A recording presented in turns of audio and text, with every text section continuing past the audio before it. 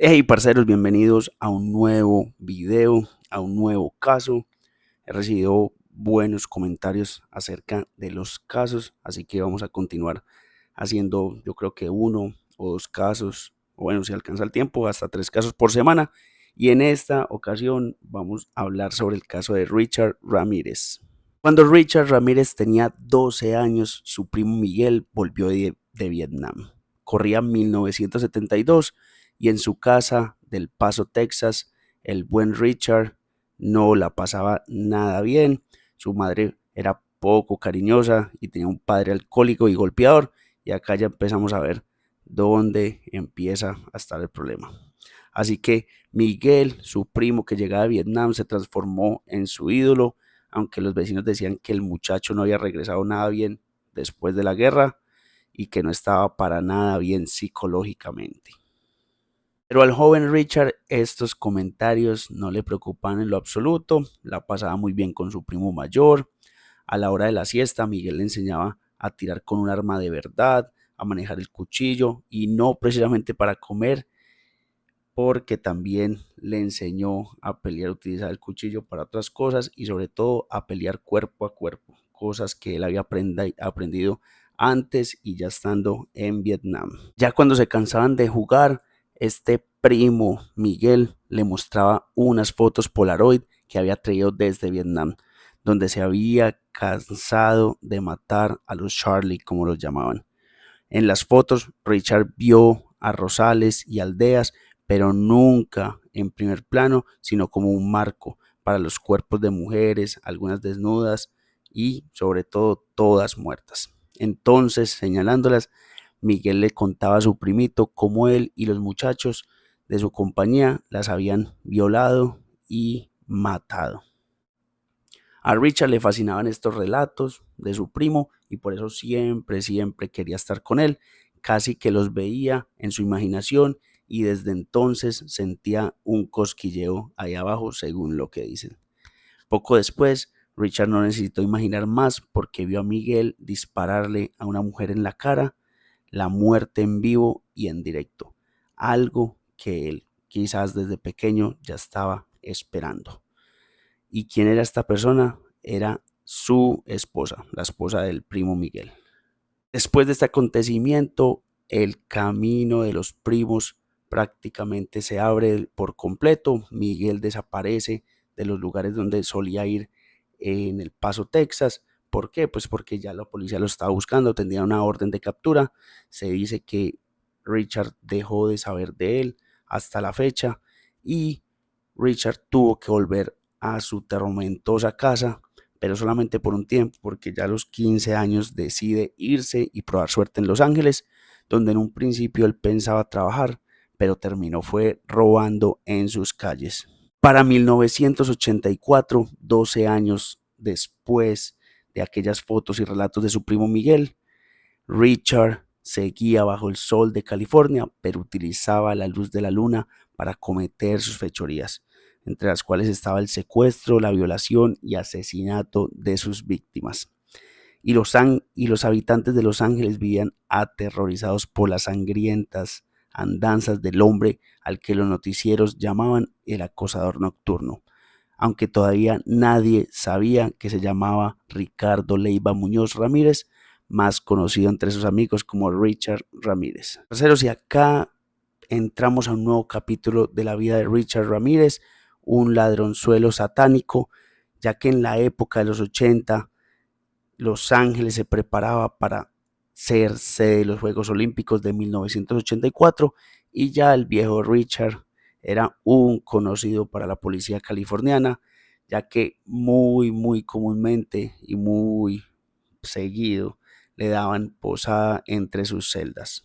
Tanto así que la policía de Los Ángeles lo tenían como un ladrón de poca monta y pocas luces, aunque a veces fuera algo violento. Había caído preso por robar a los huéspedes en los hoteles de mala muerte, donde conseguía eventualmente trabajo, por intentos frustrados de robos de autos, por tenencia de drogas e incluso una vez sí estuvo involucrado en un intento de violación, aunque lo soltaron enseguida porque la víctima decidió retirar la denuncia.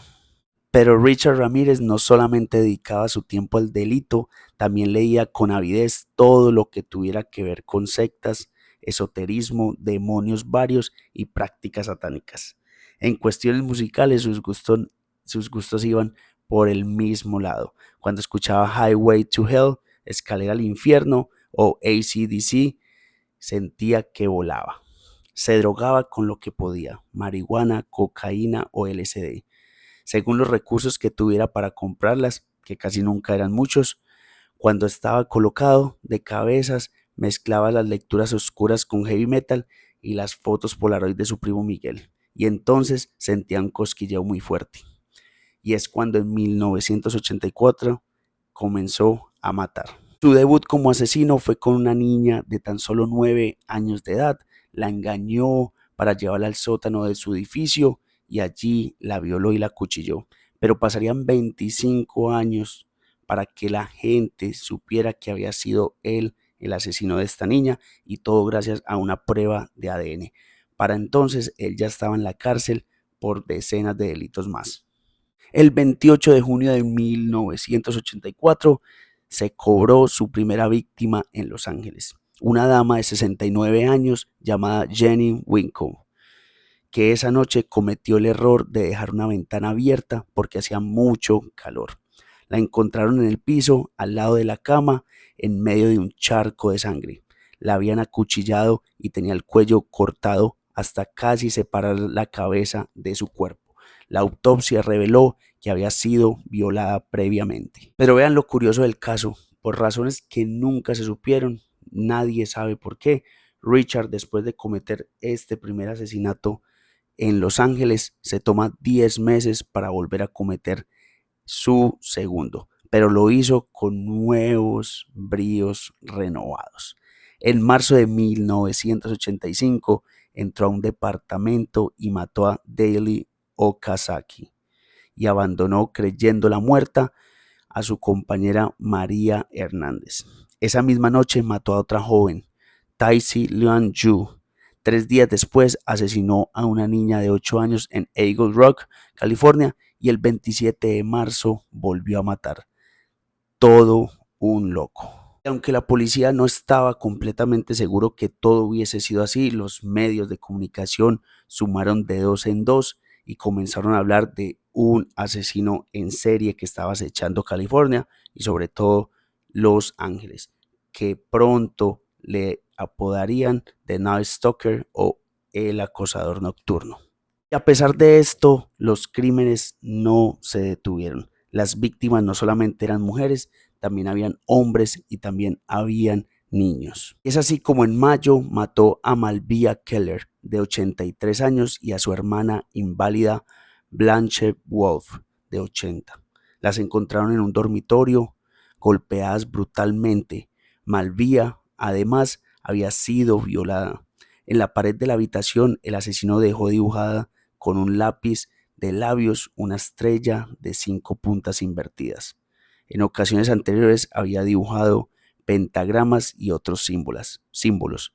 No quedaron dudas de que se trataba de un asesino en serie. Así como, parceros, que llegamos a otra de las etapas de este caso, que es difícil de atrapar. El caso quedó en manos del investigador de homicidios Frank Salerno y de su joven ayudante, el detective Gil Carrillo. Estaban desconcertados, sabían que perseguían a un asesino en serie, pero uno bastante extraño. Los perfiladores del FBI sostenían en esa época, y todavía lo hacen, que una característica distintiva de los asesinos en serie es que rara vez se salen del modus operandi, en el que se sienten cómodos o que les da placer. También que las víctimas, un mismo asesino, tienen características comunes entre sí, pero el acosador nocturno, Richard Ramírez, no cumplía con ninguno de esos dos requisitos. Mataba de diferentes maneras y usaba todo tipo de armas, desde pistolas y cuchillos hasta un machete, un martillo, una barra de hierro o un bate de béisbol. Sus víctimas eran desde niños hasta ancianos, pasando por jóvenes y adultos. Eran hombres y mujeres a las que a veces violaba y otras veces no. En ocasiones las mataba y en otras las dejaba vivas sin ninguna explicación. Pero todo tendría su final. El capricho que tenía Richard Ramírez de matar a algunos y dejar vivos a otros fue su perdición. En su última incursión sometió a un matrimonio al que tomó desprevenido en su casa. Mató al hombre y violó a la mujer junto al cadáver de su marido. Después se levantó y se fue, dejándola viva en el piso. Por la ventana, la víctima alcanzó a ver una furgoneta Toyota que arrancaba y se alejaba a gran velocidad. Cuando llegó la policía, la descubrió. Casualmente, un adolescente, vecino del matrimonio, había notado la matrícula de la furgoneta porque le había parecido sospechoso. Poco después, encontraron el vehículo abandonado y las huellas digitales de las manijas y el volante coincidían con las del prontuario de Richard Ramírez. Al día siguiente, las calles de Los Ángeles estaban pobladas de carteles con el nombre y la foto del prontuario del acosador nocturno. Las tapas de los diarios también mostraban su fotografía. Ramírez ni se enteró del asunto, porque la misma noche del crimen se había ido de la ciudad. Volvió unos días después y lo identificaron los pasajeros de un bus donde viajaba. Los pasajeros que iban en el bus intentaron reducirlo, pero este saltó al asfalto y corrió como si se los llevara el diablo. En el camino intentó robar 3 autos, pero no pudo. Cuando consiguió cortarle el paso, le pegaron puñetazos y patadas en todo el cuerpo. La llegada de la policía lo salvó de ser linchado porque iba camino a eso. Así fue como llegó el fin de Richard Ramírez. Este fue acusado de 14 asesinatos, 5 intentos de asesinato, 9 violaciones, 3 de ellas dirigidas a menores, 2 secuestros, 4 actos de sodomía, 2 felaciones forzadas, 5 robos y 14 allanamientos de moradas. La policía sospechaba de muchísimos más casos, pero el problema fue su modus operandi, el cual no permitieron que estos fueran comprobados. El juicio comenzó en 1989 y este fue televisado y duró varias semanas. En las audiencias, Richard Ramírez dibujaba pentagramas en su mano y las sostenía para que para que las cámaras lo vieran. Le sonreía a la gente. Los jueces escucharon atónitos sus últimas palabras antes de la sentencia. Lucifer habita en todos nosotros. No lo entienden y no se espera que lo hagan. No son capaces de hacerlo. Estoy más allá de la experiencia de ustedes. Estoy más allá de hacer el mal. Legiones de la noche, razas de la noche. No repitan los errores del acosador nocturno y tengan piedad, dijo Richard Ramírez.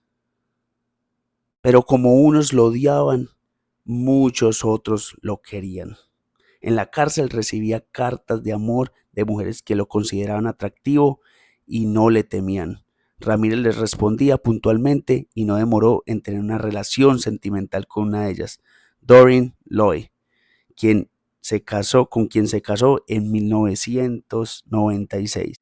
Luego de la ceremonia, en una improvisada conferencia de prensa que dio en las puertas de San Quintín, la mujer no ocultó su alegría. Solo quiero decir que estoy muy feliz hoy y estoy muy orgullosa de ser la esposa de Richard.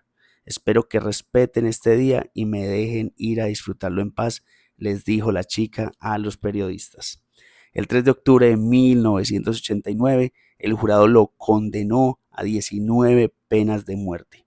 Escuchó el fallo sin mostrar ningún tipo de emoción y después, mirando hacia donde estaban los periodistas que cubrían el juicio, dijo lo siguiente: no pasa nada, la muerte siempre estaba presente. Nos vemos en Disneyland. Richard pasó 23 años en el corredor de la muerte, en la prisión de San Quintín, California, hasta que murió de linfoma en 2013 a los 53 años. Parceros, y con esto acabamos el caso de Richard Ramírez. Espero que les haya gustado, espero que no cometan estos errores y espero que dejen sus comentarios. Si quieren que hagamos algún otro caso en específico, dejen los comentarios. Un abrazo y que Dios los bendiga.